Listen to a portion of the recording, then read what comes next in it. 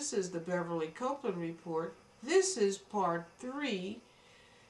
Today is Wednesday. Today is March the 27th, 2013, part 3. Now I'm continuing. I want you to determine, do you think I'm the victim of a political hit, me and my mom, or I just have bad luck? The cops don't do anything. The DA, I'm writing him to let him know all these things that are happening in case I have a heart attack or I'm killed or whatever. Don't include me on your email distribution. Well, if you can't include that, who the hell can you include? And we have in the Bronx a black district attorney, Robert Johnson. Like I said, I'm glad, you know, that I have one positive link to the black, consistent positive link to the black community in New York, and that is Angela Davis. Positive link and consistent, that is Angela Davis. Because the attitudes that I'm developing towards black people scare me. But we are, and I just keep it real, we are the products of our psychosocial experiences and genetic material. I'm not going to say I love black people, given what they have done to me and my mother. I used to say that. I can't say that anymore. Keeping it real. Now, this is continuing the email that I sent to my brother. Oscar, when we last spoke on Friday, you said you had called Manny de la Cruz, the owner of MC Home Improvement, to come and address the problems created when Wayne Thompson of Joseph Weinstein Electric had created, when Wayne Thompson had addressed the violations that the Department of Buildings had against this house. The owner of MC Home Improvement's name is not de la Cruz, it is Da Cruz. He is from Portugal, he's Portuguese. Less than an hour, after an hour we spoke, Manny de Cruz did call me and said he wanted to come to the house in about an hour to assess the work that Oscar, you wanted him to do. I said okay. When he came, in addition to the shoddy work done by Wayne Thompson, like the holes in the walls and ceilings he made to replace switches, outlets, receptacles in the upstairs and downstairs bathrooms, the GFCI outlet receptacle that Thompson replaced that was working without any problem in the kitchen, and the other GFCI outlet receptacle in the kitchen that Thompson replaced with a standard non-GFCI outlet receptacle. It also had been working without any problems. Now, subsequent to that happening, again, there was this leak that came down in the kitchen right next to this outlet, which had been GFCI, which means it was grounded, waterproof, shockproof, that this electrician that my brother brought, Wayne Thompson, replaced with one that is not a GFCI outlet, ground shock outlet. And it's right near water. I didn't understand it. I questioned it, but they always have an answer. It didn't make sense to me, especially when we had this leak and the water started pouring down. Right over that outlet, by the kitchen window, yada, yada, yada. I also showed Manny de Cruz the plastic cover for the outlet receptacle that was a standard sized plate, not one of the oversized plates that Trico Electric had only used throughout the house. Now, Trico Electrical is a reputable firm, and my mom, in her wisdom, had the entire electrical system for the house upgraded. These houses were built maybe in the 50s, 60s, so they had just a two-prong outlet. So she got the house upgraded. So Trico Electrical, a licensed reputable firm, they do work for the major utility, Consolidated Edison, etc., etc. He replaced all the outlets with these three-pronged and the GFCIs where necessary near Waters Kitchen Center. So when this character, my brother, this Wayne Thompson, came, he said that in the small bathroom downstairs, the outlet had was a hazard. And he showed me. The wires were frayed, they had been cut, and he said they weren't grounded.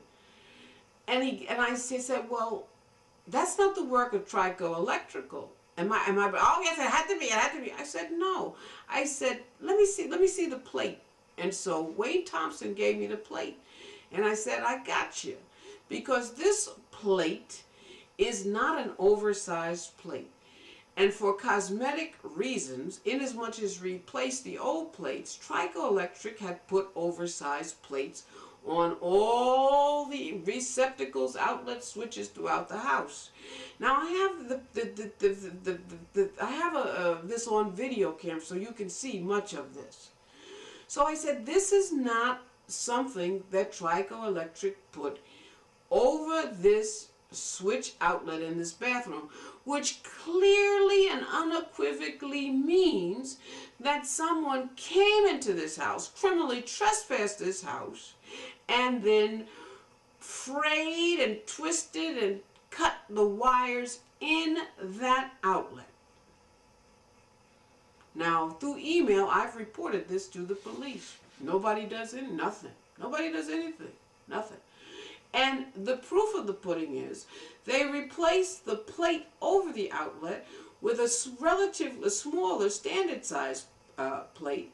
They did not replace it with the plate that Trico Electrical had used. Am I the victim of a political hit, or I just have to get out of this? I just have to get out of this country because I'm put together too well to crack up. I'm going to have a massive heart attack. It doesn't take a genius to figure that out. I wanted to be a psychiatrist. I'm not going to crack up, but I will have a massive coronary. When he showed me the way those wires had been frayed, it was a hazard. It could have started an electrical fire. It's a good thing, I have to give the cops credit when credit is due, that Officer Forby told me to have the Department of Buildings come here and check out this house. And they identified, and so this character, Wayne Thompson, comes, and I say, my God. But then again, why the cops don't prosecute? They have to, listen, I was a senior government official in New York for 9.5 years. In fact, I was the highest ranking black person in one of the largest agencies in this city, the old Department of General Services. It's now called the Department of Citywide Administrative Services. When I first came in with Giuliani, it had to be one of the largest agency, if not the largest, in the city. And for a long time, I was there for 9.5 years. There were only 2 black senior managers in an agency with about 10,000 people at one time. Only 2 of us. And I was one of them. And so I know how the city works. And I was the assistant commissioner for policy and development and for managerial and organizational development. So I know that through community policing, the police know who is responsible for all of this. They know who's doing this to me, in this house. And not only that, do the police know, the police know who's doing these things in this house, and they know that as long as they don't prosecute them, they're not going to stop. The police know both things. I know it too. In fact, they tell me that. They know, and they're not going to do it. You say, well, why would the police do it? I think it's political. I would think it's political. Well, you say, what do you mean? I told you, for activists from left to right tell me my problems are the political leadership, Democrat and Republican. So, but what does it have to do with the police? It has very much to do with the police. Because I'm a vocal critic of these neocon wars, whether it's Iraq, Afghanistan, the Arab Spring, because they bypass the American workers, the American defense multinationals, their shareholders, their workers. It bypasses the American economy. They bypass and they outsource the defense budget. Outsource it. That's why the country is in a free fall. because the resources of the government, instead of being used for this country's development, are being outsourced to places like Iraq, Afghanistan, Libya. And who's benefiting? Not the big multinationals, no. They're hurting. They're laying off workers, losing, profitability. Who's benefiting? 185,000 little people. Retired cops, not the little cop on the beat, the big cops, the retired top cops, retired top fire officials, retired CIA, retired politicians, Giuliani partners. Who's benefiting retired CIA? Not the American workers, not the American multinationals, not the American stockholding class, not the American managerial class.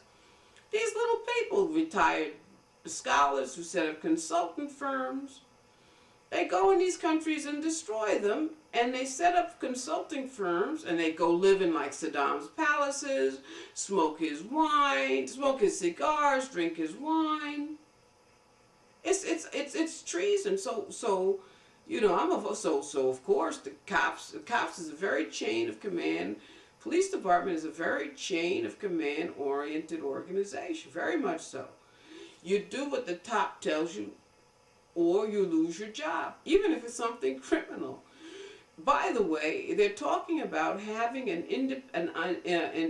inspector general for the New York City Police Department, which would mean that oversight, an extra layer of oversight of the police department would be added that is independent of the police department, which is long overdue. True, it means the mayor and the city council are going to be overseeing, but it's better than the situation now where essentially oversight is basically the police watching the police, which is never good. Power corrupts, and absolute power corrupts absolutely. So that would be good. And to be honest with you, if I were a cop, or not part of the top brass in the police department, let's say a patrolman or a low-ranking police officer, I would say, hell yes, I want an IG.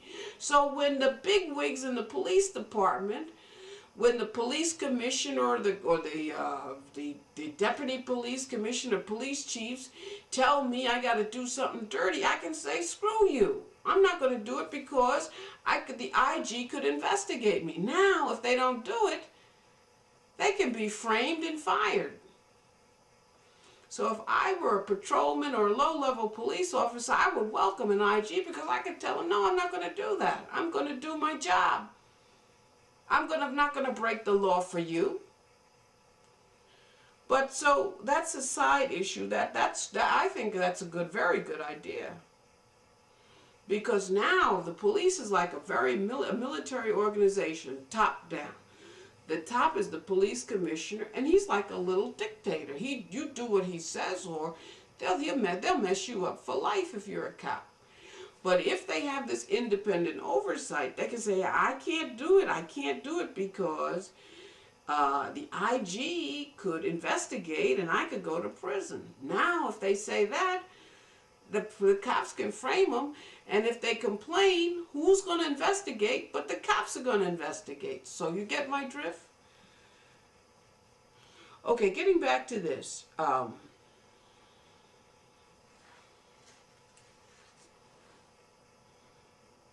Okay, so I showed Manny Cruz the plastic cover for the outlet receptacle that was not a standard size plate.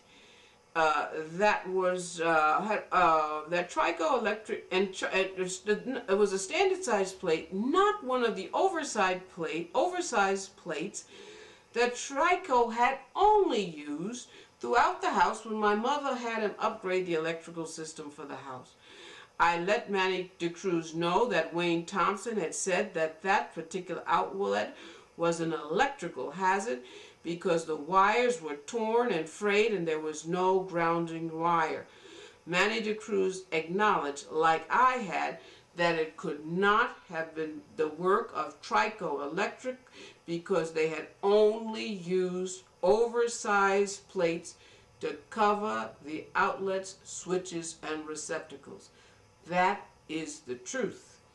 I showed Manny DeCruz that the GFC, so someone came in and vandalized that switch. And it was right near water in the bathroom. It could have triggered an electrical fire. I showed Manny so I want to, again, I do acknowledge, give as much as I'm thoroughly disgusted with the police for not making arrests and the DA not prosecuting. I have to thank Officer Forby for telling me to get the Department of Buildings to check out this shoddy work. I showed Manny DeCruz that the GFCI outlet or receptacle in the basement that had been working without any problems before Wayne Thompson started his work and then did not work after Wayne Thompson had begun some work. I showed Manny DeCruz that the GFCI outlet or receptacle that Wayne Thompson had used to replace that receptacle he had not installed properly. I showed Manny DeCruz the grounding rod that Wayne Thompson had installed and questioned why he installed it outside of the house so close to the other neighbor's house in the grass, so close to the Ferrer family house. Manny DeCruz didn't understand why Wayne Thompson had installed the grounding rod outside of the house in the grass where it could be knocked over by a lawnmower. I informed Manny DeCruz that Wayne Thompson tampered with the electric meter for this house when he installed the grounding rod. Manny DeCruz said he should not have had to do anything to the electric meter to install the grounding rod. By that way, the house is grounded, and even Wayne Thompson had to concede that the house was grounded. So the idea that we have to have this grounding rod, it's redundant. I don't understand it. Let me check my time here.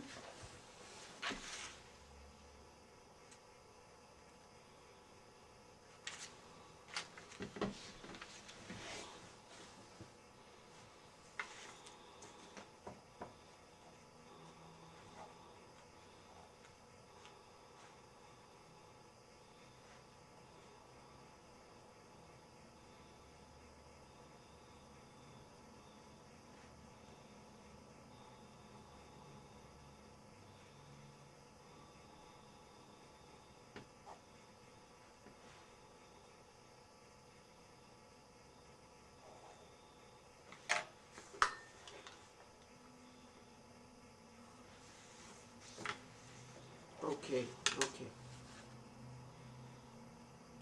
Like I indicated earlier to you, Oscar, if there's a big jump in the electric bill for this house, I would have to call Con Edison and the Department of Buildings to investigate if Wayne Thompson, in installing the grounding rod, had crossed the electric wires for this house so that I am expected to pay for one of the neighbors' electric bill.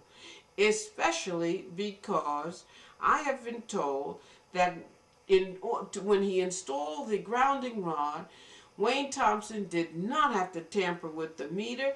Moreover, the grounding rod could have been, Wayne Thompson could have installed it in the garage, or he could have even installed it close to the facade of the house. He didn't have to install it away from the actual physical house in the grass next to the neighbor's house.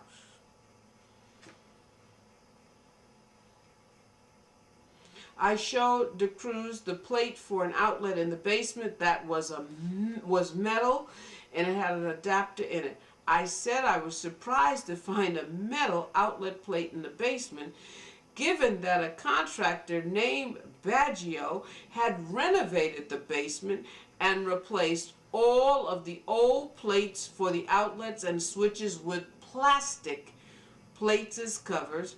And after him, Trico Electric had throughout the house replaced all the outlets and had put oversized plastic plates over them. Therefore, logically, I concluded that someone had replaced the work done by Trico Electric and by Baggio contractors in the basement with a metal plate cover. I informed the crews that Wayne Thompson had said that the outlet with the metal cover was working without any problem and did not have to be replaced. I informed Manny DeCruz that Wayne Thompson of Joseph Weinstein had taken the locks off the door to the roof, and only put them back when I asked him to. Moreover, that Wayne Thompson wanted to put wiring through the attic above the roof door, even though there was no wiring in the attic. Moreover, he only changed his mind when I informed him that the people who are buying this house would not be pleased if he put wires in the attic. Now, this is true. My brother brings an electrician here to address violations identified by the Department of Building. Wayne Thompson was his name. He says in order to, first of all, when these same outlets or receptacles had been changed in the past, all that was required by Trico Electrical, Baggio, and Sony Bronx Shepherds was to take off the plate, take off the old switch or receptacle or outlet, and then put on the new and put the switch or plate back.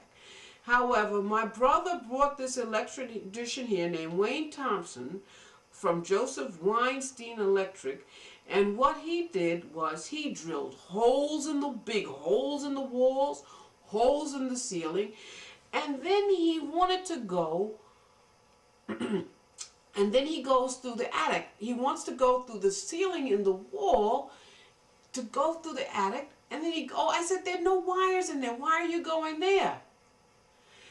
If that wasn't bad enough, he goes right above the attic door is the door to the roof. He takes the latches or locks off that door so someone could come in through the roof, and he has them in his hand. He didn't know I saw him in his hand. I said, why did you take the latches and locks off the roof door?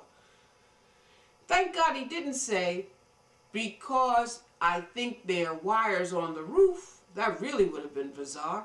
Oh! And he goes and he puts the latches and locks the roof door. Eventually he says he was going to do it. He says, no, I'm not going to put wires in the attic, because I say this house is being sold and the people who buy this house are not going to be pleased if you run wires through the attic. That's when he stopped doing that.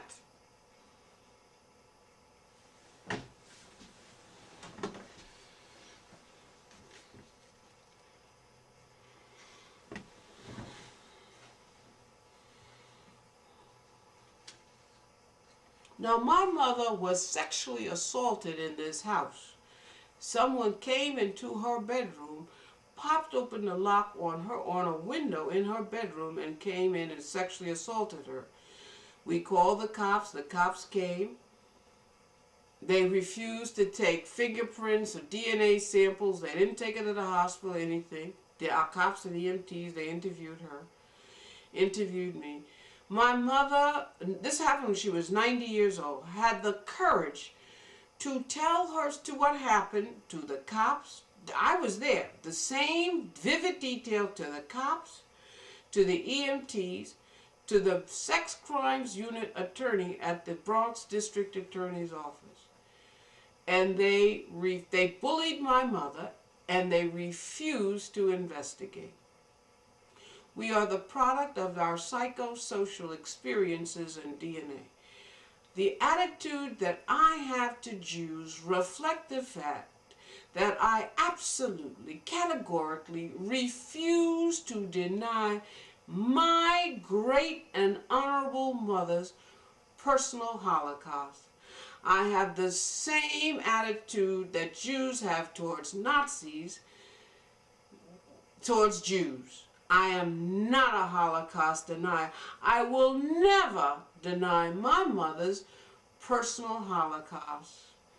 If the Jews don't like it, they can shove it. It is not blasphemy to hate Jews when they so egregiously violate a great and honorable woman's basic civil rights under the Constitution of these United States. Someone who gave so much back to her community. My attitude towards Jews reflects my psychological health. I am not metaphorically walking into any oven or metaphorically walking into any gas chamber.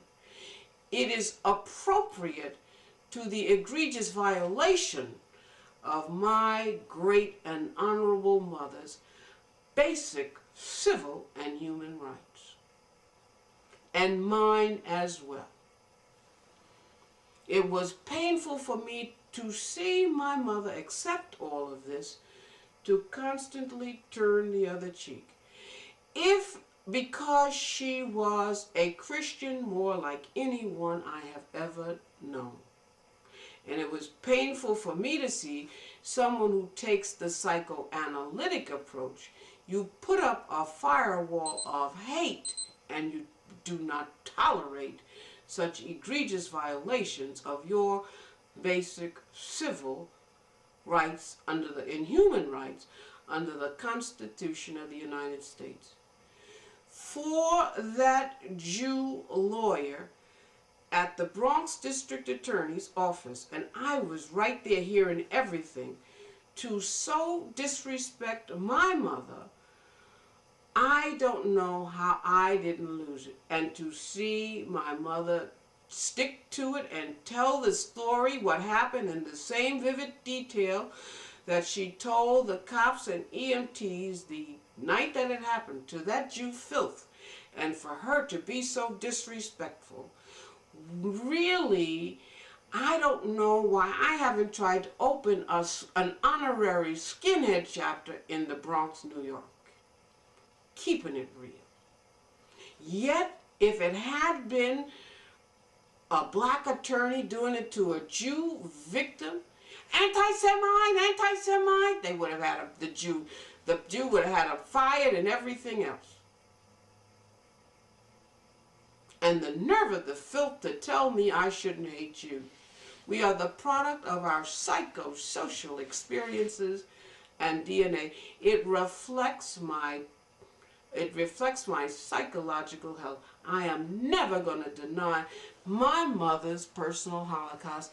It is not blasphemy to hate Jews when they so egregiously violated my 90-year-old mother's, a great and honorable woman, a Christian more than anyone I have ever known, her basic rights under the Constitution of these United States. It reflects my psychological health.